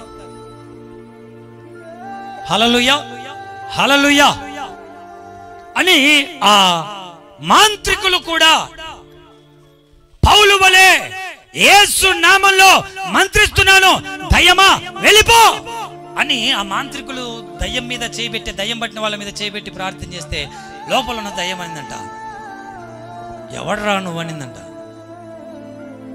ఎవర్రా నువ్వు? యేసు నామములో పోతే యేసు తెలుసు. పౌలు ఈ పేరు చెప్పే కదా వదిలిచ్చింది. పౌలు కూడా తెలుసురా నాకు, పౌలును ఎరుగుదును యేసును ఎరుగుదును, మీరెవరు అని అడిగి మీరెవరని అడుగగా ఆ దయ్యము పట్టిన వాడు ఎగిరి వారి మీద పడి, దయ్యము ఎగిరి ఎవరి మీద పడిందంట? ఆ మాంత్రికుల మీద పడి ఆ ఇద్దరిని లొంగదీసి, మీకు దయ్యాలు పట్టిన వాళ్ళు వస్తుంటారు కదా, వాళ్ళకి ఎంత బలం ఉంటుందంటే మీరు చూస్తూ ఉంటారు, ఒక్క మనిషిని 10 మంది పట్టుకుంటారు. ఒక్క మనిషిని 10 మంది పట్టుకుంటారు అంటే దాని పవర్ వేరన్నమాట. అది మానవ బలం కాదు, అపవాది యొక్క బలం, దయ్యం యొక్క బలం. అది మీద పడి యేసు నామంలో ఉచ్చరిస్తే ఎదురు తిరిగి మీద పడి ఆ దయ్యము పట్టిన వ్యక్తి మీద పడ్డాడంట. ఆ మాంత్రికుల మీద పడి కొట్టి గాయపరిచి ఇద్దరిని లొంగతీసి బట్టలు లేకుండా బట్టలు ఊడదీసి కొట్టిందంట దయ్యం. దిగంబరులు అంటే అదే కదా, బట్టలు ఊడదీసి కొట్టుతాయి దయ్యాల జోలికి పోతే. మీరేమనుకుంటున్నారో? అందుకే నాయనా, ఎవరికి చేతులు పెట్టి ప్రార్థన చేయగాకర్రా. కొంచెం ప్రార్థన నేర్చుకుంటే, కొంచెం భక్తి నేర్చుకుంటే మీరు అలాంటి పనులు చేయొద్దండి. ఎవరిలో ఎటువంటి దయ్యం ఉంటుందో, ఎవరిలో ఎటువంటి దుష్టశక్తి ఉంటుందో, ఎవరిలో ఎటువంటి విగ్రహ శక్తి ఉంటుందో అది నీ మీద, నీ పిల్లల మీద, నీ కుటుంబం మీద దాడి చేస్తాయి. ఈ మాంత్రికుల మీద దాడి చేశాయి, మీద పడ్డాయి, లొంగ తీసుకున్నాయి, బట్టలు ఊడదీసి కొట్టి ఊర్లో నుంచి బయటికి పంపించేసాయి, గాయం చేసి బరికి పెట్టాయంటండి దయ్యాలు.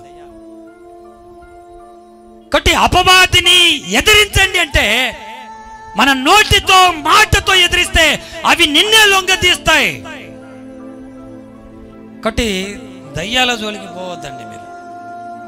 దయ్యాలు పట్టిన వాళ్ళ జోలికి వెళ్ళి వాళ్ళ దగ్గరికి వెళ్ళి ప్రార్థనలు చేయడం, అది అభిషేకం కలిగిన సేవకులకే దేవుడు దాన్ని వరంగా ఇస్తాడు. ఈ చేతులతో భయంకరమైన దుష్ట శక్తులకు గడగడ వణుకు పుట్టించిన ఈ పరిచర్యలో భయంకరమైన దుష్ట శక్తులు, సర్పపు శక్తులు, రక్తం గక్కేవి, బండల చుట్టూ రక్తం గక్కి ఎంతో భయంకరమైన దుష్ట శక్తులను ఉపవాస ప్రార్థనలో గడగడ ప్రభు పేరట వణికించగలిగాం. ఇదంతా మా బలం, మా శక్తి కాదు, దేవుడు మాకిచ్చిన అభిషేకం అటువంటిది. అందుకే చాలా మంది యవనస్తులకు నేను చెబుతూ ఉంటాను, తొందరపడి ప్రార్థనలకు చేయడం, తొందరపడి ఎవరిళ్లలోనో ప్రార్థన చేసుకున్న తర్వాత యాజకుడు లేనప్పుడు కూడా 10 మంది 20 మంది ప్రార్థన చేసుకోవడానికి ఒక ఇంట్లో కూడుకొని ప్రార్థన చేస్తూ ఎగురుతూ ఉంటారు. అది కూడా చాలా తప్పు. యాజకుడు లేకుండా, సేవకుడు లేకుండా 10 మంది కూడుకొని ప్రార్థన చేస్తే అక్కడ ఏ శక్తులు దిగితే వాటి కెపాసిటీ, దాన్ని తట్టుకునే కెపాసిటీ మీకు ఉండదు. ఎవడింట్లో వాడు ప్రార్థన చేసుకోండి. యాజకుడు వస్తేనే, సేవకుడు వస్తేనే నలుగురు కలిసి ప్రార్థన చేసుకోండి. అర్ధరాత్రులు మిడ్నైట్లో కూడా మీరు ప్రార్థన చేసుకోవద్దు. ఎందుకంటే మనం పోరాడుతున్నది ఎఫెసీ పత్రిక 6వ అధ్యాయం 11వ వచనంలో, మీరు అపవాది తంత్రములు ఎదురించుటకు శక్తిమంతులగునట్లు దేవుడిచ్చు సర్వాంగ కవచం ధరించుకున్నది. ఏలయనగా మనం పోరాడుతున్నది శరీరులతో కాదు, అంటే మనుషులతో కాదు, కానీ ప్రధానులతో, అధికారులతో, అంధకార సంబంధులకు లోకనాథులతో, ఆకాశ మండలమందున్న దురాత్మల సమూహంతో మనం పోరాడుతున్నాం. హల్లెలూయా. నువ్వు పోరాడుతున్నది నీ భార్యతో కాదు, నువ్వు పోరాడుతున్నది నీ భర్తతో కాదు, నువ్వు పోరాడుతున్నది నీ కొడుకుతో కాదు, నువ్వు పోరాడుతున్నది శరీరులతో కాదు, అధికారులతో, అంధకార సంబంధముకు చీకటి శక్తులతో.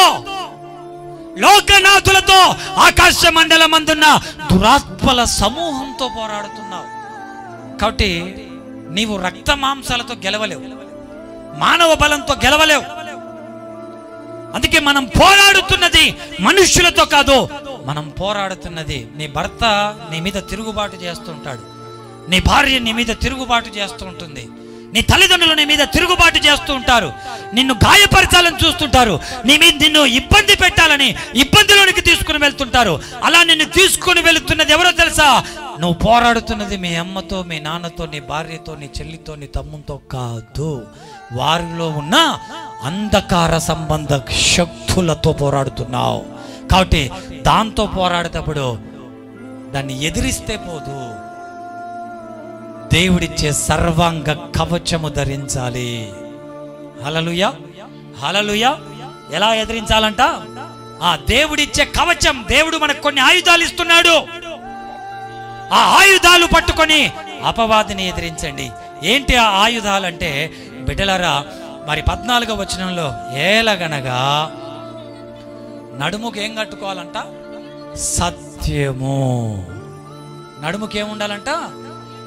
సత్యం అనే తట్టి కట్టుకుని, నీతి అనే మైమరువును తొడుక్కొని, పాదములకు సువార్త అనే సిద్ధమనస్సు తోడు తొడుక్కొని నిలబడండి. ఇవేగాక విశ్వాసం అనే డాలు పట్టుకోండి, దానితో మీరు దుష్టుని అగ్ని బాణములన్నీ ఆర్పుటకు శక్తిమంతులగుదురు, మరియు రక్షణ పొంది ఉండాలి. దేవుని వాక్యం అనే ఆత్మ ఖడ్గాన్ని ధరించాలి. ప్రతి సమయమందు ప్రార్థన విజ్ఞాపన చేయొచ్చు, మెలకువ కలిగి ఎల్లప్పుడూ విజ్ఞాపన చేయొచ్చు ఉండాలి. ఇది అపవాదిని ఎదిరించడం. హల్లెలూయా. మనం సత్యంగా ఉండకుండా, సత్యం అనే దట్టి అంటే సత్యవంతమైన జీవితం జీవించకుండా, రే సైతానా హో అంటే కనుక పోతాడు, పోతాడా? నీలో సత్యం లేకుండా అపవాదిని ఎదిరించడానికి, నీలో నీతి లేకుండా, నువ్వు నీతి తప్పిన పనికి మాలిన పనులు చేసి అపవాదితో ఎదిరించలేవు. నువ్వు సత్యంగా జీవించకుండా, సత్యం అంటే నీతి, నిజాయితీ, అసత్యంగా ఉండకూడదు. సత్యం అనే తట్టి కట్టుకోవాలి, నీతి నిజాయితీగా బ్రతకాలి. అంతేకాదు విశ్వాసం అనే డాలు పట్టుకోవాలి, సువార్త చెప్పడానికి ఎప్పుడైనా కానీ సువార్త పనికి సిద్ధంగా ఉండాలి. ఇవన్నీ పట్టుకొని, అంతేకాదు మరి జోడు తొడుక్కోవాలి, సిద్ధ మనసు అనే జోడు తొడుక్కోవాలి. ఇవి అగ్ని బాణాలను, దుష్టుని యొక్క అగ్ని బాణాలను ఆర్పడానికి శక్తిమంతులమవుతాం. అపవాదిని జయించాలి, అపవాదిని ఎదిరించాలంటే, దుష్టుని ఎదిరించాలంటే ఇవన్నీ కూడా మనం సంపాదించాలి. సైతానా పో అంటే పోదు, కాళ్ళ కిందేసి తొక్కుతున్నానంటే పోదు, బైబిల్ వేసి తలకాయకేసి కొడితే, అంతరాలు కడితే, చెట్టు చుట్టూ తిరిగితే, సాంబ్రానేస్తే పోతాయా దయ్యాలు? ఈడ సబ్జెక్ట్ చూడండి ఎంత రాసి పెట్టినాడు. మంత్రాలకు చింతకాయలు రాలుతాయా? అలాగే వచ్చిన దయ్యాలు పోవండి. ఈ దయ్యాలు పోవాలంటే ఇంత నీతి నిజాయితీగా బ్రతకాలి. అప్పుడే దేవుడు తన సేవకులకు అభిషేకం ఇస్తాడు. అప్పుడే దుష్టుని అగ్ని బాణాలను ఆర్పటానికి నీకు శక్తి వస్తుంది. అపవాదికి లోబడి అపవాదిని ఎదిరించండి. కాబట్టి నీవు రక్త మాంసాలతో గెలవలేవు, మానవ బలంతో గెలవలేవు. అందుకే మనం పోరాడుతున్నది మనుష్యులతో కాదు, మనం పోరాడుతున్నది నీ భర్త నీ మీద తిరుగుబాటు చేస్తూ ఉంటాడు, నీ భార్య నీ మీద తిరుగుబాటు చేస్తూ ఉంటుంది, నీ తల్లిదండ్రులు నీ మీద తిరుగుబాటు చేస్తూ ఉంటారు, నిన్ను గాయపరచాలని చూస్తుంటారు, నిన్ను ఇబ్బంది పెట్టాలని ఇబ్బందిలోనికి తీసుకుని వెళ్తుంటారు. అలా నిన్ను తీసుకుని వెళుతున్నది ఎవరో తెలుసా? నువ్వు పోరాడుతున్నది మీ అమ్మతో, మీ నాన్నతో, నీ భార్యతో, నీ చెల్లితో, నీ తమ్ముతో కాదు, వారిలో ఉన్న అంధకార సంబంధ శక్తులతో పోరాడుతున్నావు. కాబట్టి దాంతో పోరాడేటప్పుడు దాన్ని ఎదిరిస్తే పోదు, దేవుడిచ్చే సర్వాంగ కవచము ధరించాలి. హల్లెలూయా, హల్లెలూయా. ఎలా ఎదిరించాలంట?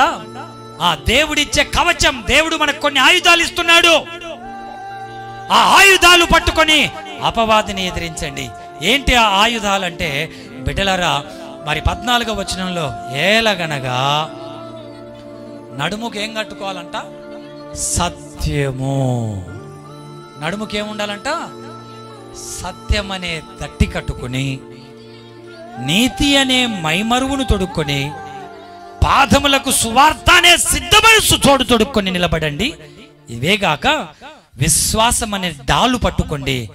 దానితో మీరు దుష్టుని అగ్ని బాణములన్నీ ఆర్పుటకు శక్తిమంతులగుదురు. మరియు రక్షణ పొంది ఉండాలి. దేవుని వాక్యం అనే ఆత్మ ఖడ్గాన్ని ధరించాలి. ప్రతి సమయమందు ప్రార్థన విజ్ఞాపన చేయొచ్చు, మెలకువ కలిగి ఎల్లప్పుడూ విజ్ఞాపన చేయొచ్చు ఉండాలి. ఇది అపవాదిని ఎదిరించడం. హల్లెలూయా. మనం సత్యంగా ఉండకుండా, సత్యం అనే దట్టి అంటే సత్యవంతమైన జీవితం జీవించకుండా, రే సైతానా హో అంటే కనుక పోతాడు, పోతాడా? నీలో సత్యం లేకుండా అపవాదిని ఎదిరించడానికి, నీలో నీతి లేకుండా, నువ్వు నీతి తప్పిన పనికి మాలిన పనులు చేసి అపవాదితో ఎదిరించలేవు. నువ్వు సత్యంగా జీవించకుండా, సత్యం అంటే నీతి, నిజాయితీ, అసత్యంగా ఉండకూడదు.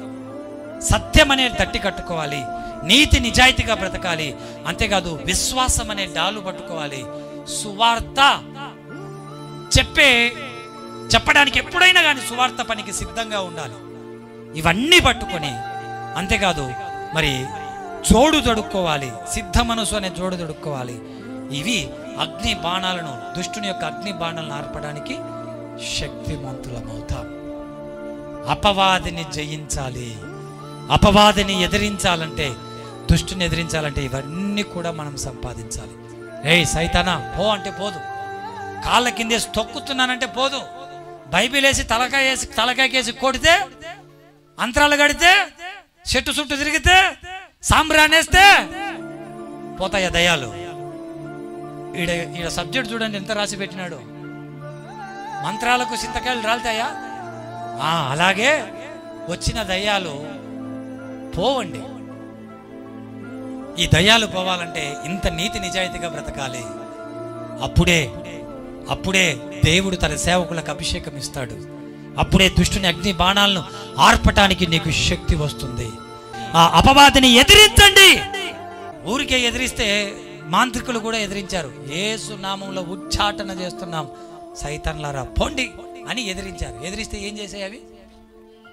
తిరగబడి లొంగదీసి బట్టలు చించి కొట్టి మూతేట్లు కొట్టిందంట. మూతేట్లు, దయ్యాల ఏట్లు ఎట్టుంటాయి మా వాలంటీర్లను అడగర్రి, చెప్తారు. దయ్యాలు పెడతా ఉంటాయి వీళ్ళకి ఏట్లు.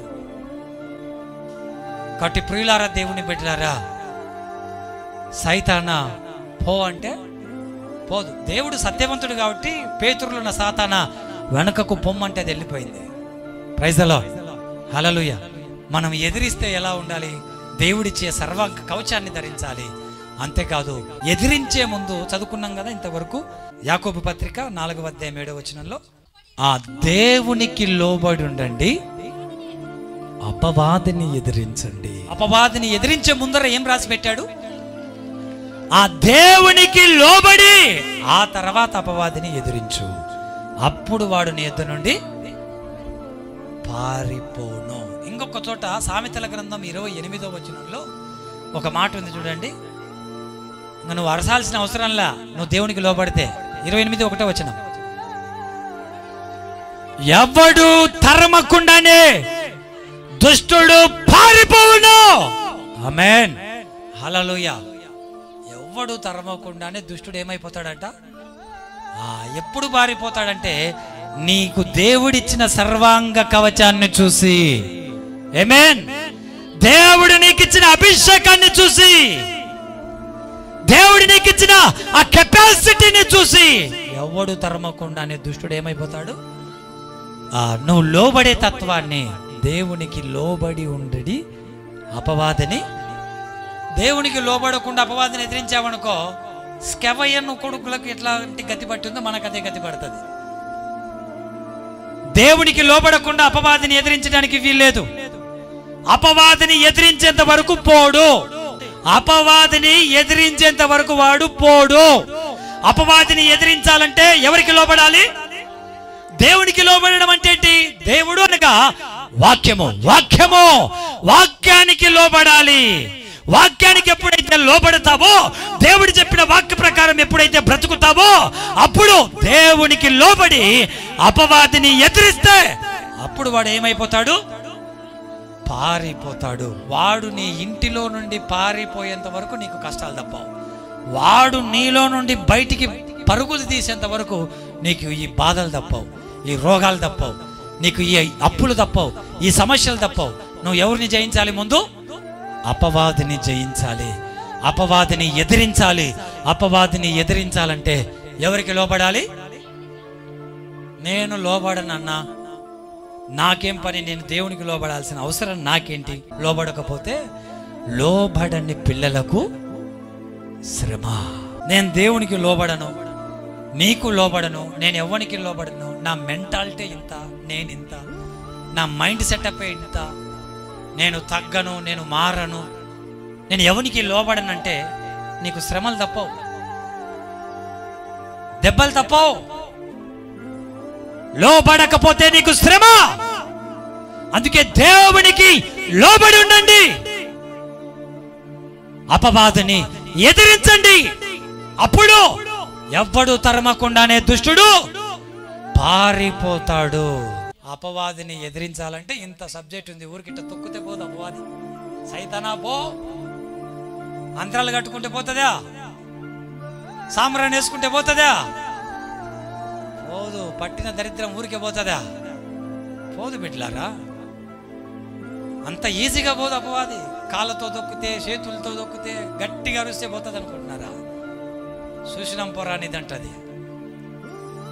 దానికి ఏం కనిపించాలి తెలుసా? దేవుడిచ్చిన సర్వాంగ కవచం కనిపించాలి. నీ చేతిలో దేవుని వాక్యం అనే ఆత్మ ఖడ్గం, ఈ చేతిలో దేవుని వాక్యం, ఈ చేతిలో విశ్వాసం అనే ఢాలు, నీతి అనే మైమరువు, సమాధాన సువార్త అనే సిద్ధ మనసు అనే జోడు. హల్లెలూయా, హల్లెలూయా. దేవునికి స్తోత్రం కలుగును గాక. మీలో ఎంతమంది చెప్పులు ఎంతమంది వేసుకొచ్చుకున్నారు? ఆల్మోస్ట్ అందరికి చెప్పులు ఉంటాయి. ఒక్కటి వేసుకొచ్చుకున్న వాళ్ళు ఎవరు ఉన్నారండి? ఎవరైనా ఉన్నారా? ఎవరైనా వేసుకొని వస్తారా? ఒక్కటి ఎవరైనా వేసుకొని వస్తారా? అదే అంటున్నాడు, సిద్ధ మనస్సు అనే జోడు తొడుక్కొని. చెప్పులు ఎలా జోడు తొడుక్కొని వస్తున్నామో, సువార్త చెప్పడానికి నీ మనసు అర్ధరాత్రి 12 గంటలకు ఫోన్ వచ్చింది. నేను ఫోన్ చేశాను, 12 గంటలకు ఫోన్ చేశాను, రా సువార్త చెప్పడానికి వెళ్ళాలి, రా మందిరం పని ఉంది, సిద్ధపడి అన్ని ప్రక్కన పెట్టేసి రావాలి. ఇది అపవాదిని ఎదిరించడానికి బలమైన ఆయుధం. హల్లెలూయా, హల్లెలూయా, హల్లెలూయా. దేవునికి మహిమ కలుగును గాక. విశ్వాసం అనే డాలు పట్టుకొని, నీతి అనే మైమరువు తొడుక్కొని, సమాధాన సువార్త అనే సిద్ధ మనసు అనే జోడు తొడుక్కొని, విశ్వాసం అనే డాలు పట్టుకొని, రక్షణ అనే శిరస్త్రాణం, బాప్తిస్మం. బాప్తిస్మం మన కిరీటం అంట, రక్షణ అనేది. అలాంటి దేవుడిచ్చే సర్వాంగ కవచం పట్టుకొని నువ్వు అపవాది ఎదుట ఎదిరించడానికి వెళ్తుంటే నువ్వు అరవాల్సిన అవసరం కూడా అలా. నీ చేతిలో ఉన్న ఖడ్గం, నీ గుండెల్లో ఉన్న దేవుని వాక్యం, నీ చుట్టూ ఉన్న దేవుని ప్రొటెక్షన్, నీకు ఇచ్చినటువంటి దేవుని కవచం, ఇవన్నీ చూస్తే వాడు ఎవ్వడు తరమకుండానే నీ ఇంటిలో నుండి, నీ భర్తలో నుండి, నీ పొలంలో నుండి, నీ వ్యాపారంలో నుండి, నీ భార్యలో నుండి పారిపోతాడు. ఆమేన్, హల్లెలూయా, హల్లెలూయా. వాడు పారిపోకుండా నువ్వు సుఖంగా నిద్రపోలేవు.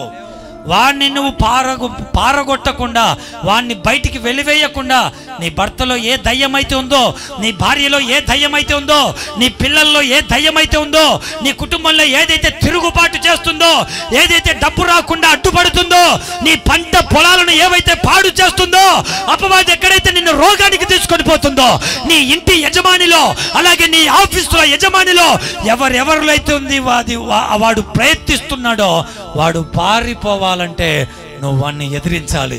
వాణ్ణి ఎదిరించాలంటే దేవుడిచ్చే సర్వాంగ కవచాన్ని ధరించాలి. సర్వాంగ కవచాన్ని ధరించడమే కాకుండా దేవునికి లోబడాలి. హల్లెలూయా. దేవునికి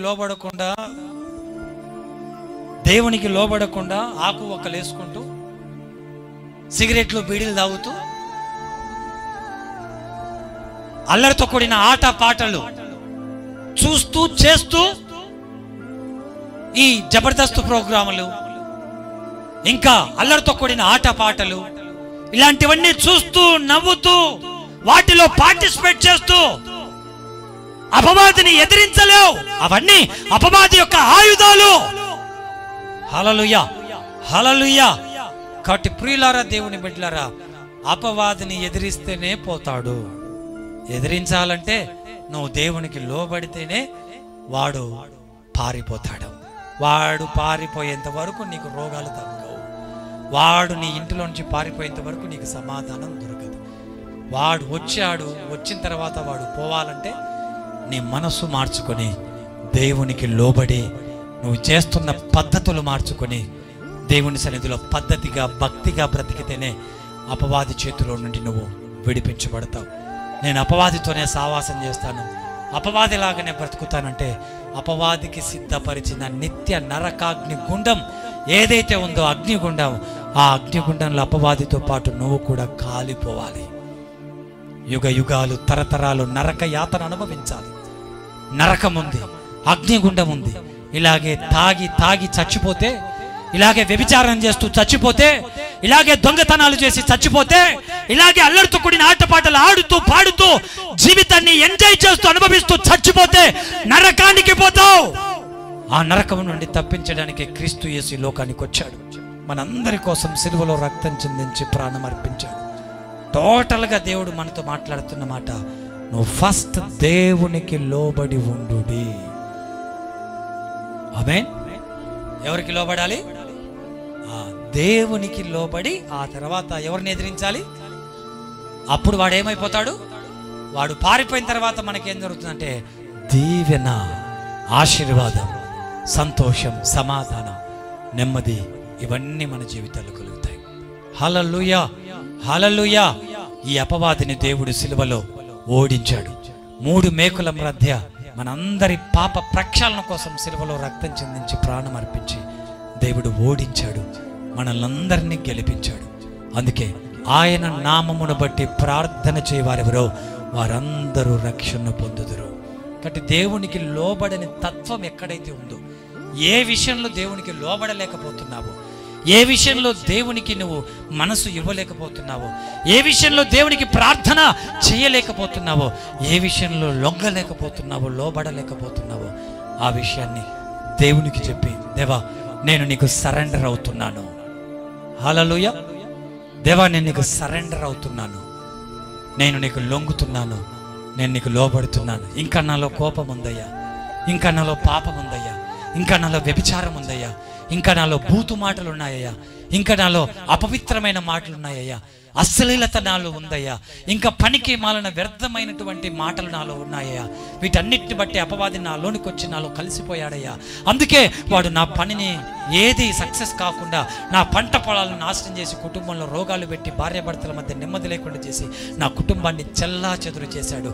ఈ రోజు నుంచి నీ వాక్యం నేను వింటున్నాను, వాక్యానుసారంగా బ్రతుకుతాను, నీకు లొంగుతాను, లోబడతానని దేవునికి గనక నువ్వు సరెండర్ అవుతే, దేవునికి గనక నీ జీవితాన్ని సమర్పిస్తే, లొంగితే, లోబడితే, నీ జీవితంలో దేవుడు గొప్ప కార్యాలు, అద్భుత కార్యాలు జరిగిస్తాడు. చాలా విషయాలు మనం తెలుసుకోగలిగాం. కాబట్టి దయచేసి నేను చెప్పిన ప్రతి మాటను మీరెవరూ తప్పుగా ప్రార్థన చేసుకోకుండా, ప్రతి మాట దేవుని దగ్గర నుండి వచ్చిందన్నది మీరు సత్యాన్ని తెలుసుకొని, అపవాదికి చోటివ్వకుండా దేవుని సేవకులు చెబుతున్న మాటలకు లోబడి, దేవుని వాక్యానికి లోబడి, అపవాదిని ఎదిరించి దుష్టుని బంధకాల్లో, ఈ యుగ సంబంధమైన దేవత అవిశ్వాసుల మనోనేత్రాలకు గుడ్డితనం కలగజేసి మనల్ని చీకట్లో నడిపిస్తుంది, చీకట్లో బంధకాల్లో మనల్ని కట్టేసింది. మనకు తెలియకుండానే అపవాది తాళ్లతో కట్టేశాడండి మనల్ని. అపవాది నీ భర్తను, నీ భార్యను, నీ పిల్లలు, నీ కుటుంబాన్ని తాళ్లతో కట్టేశాడు. అలా కట్టేసిన నీ భర్తను, భార్యను, పిల్లలను కాపాడుకోవటం కోసం ఉపవాస ప్రార్థన మొదలు పెట్టండి. కన్నీళ్లు విడిచి ప్రార్థించండి. కుటుంబంలో ప్రార్థనను ప్రారంభించండి. ప్రార్థన లేని జీవితాలు, ప్రార్థన లేని కుటుంబాలు బద్దలైపోతాయి. ఏ ఇంటిలో అయితే ప్రార్థన లేదో, ఏ ఇంట్లో అయితే ప్రార్థన ఉండదో, ఆ ఇంటిలో నెమ్మది ఉండదు. ఏ వ్యక్తిలో అయితే ప్రార్థనా జీవితం ఉండదో ఆ వ్యక్తిలో సమాధానం ఉండదు. ప్రార్థన మనిషికి నెమ్మదినిస్తుంది, సమాధానాన్ని ఇస్తుంది, ఆశీర్వాదాన్ని ఇస్తుంది. కాబట్టి దినానికి కొన్ని గంటల తరబడి ప్రభు సన్నిధిలో ప్రార్థన చేస్తూ ఈ రంగుల ప్రపంచంలో, ఈ అందమైన రంగుల ప్రపంచంలో సులువుగా చిక్కులు పెట్టే పాపంలో పడకుండా మన పరిశుద్ధతను కాపాడుకుంటూ, పవిత్రతను కాపాడుకుంటూ, నమ్మకంగా దేవుడు వచ్చేంత వరకు పట్టుకున్న దాన్ని గట్టిగా పట్టుకొని ప్రభు కోసం నిలబడి సంఘంలో స్థిరపరచబడి వేళ్ళు తన్నుకొని ఆత్మ ఫలాలతో మంచి ఫలాలను సంఘ కాపరికి దేవునికి ఇచ్చి దేవుని రాకడకు సిద్ధంగా ఉండి దేవుని రాజ్యం కడదాం, అపవాది శిబిరాలను కూలుద్దాం, దేవుని నామాన్ని గణపరుద్దాం. దేవునికి మహిమ కలుగును గాక.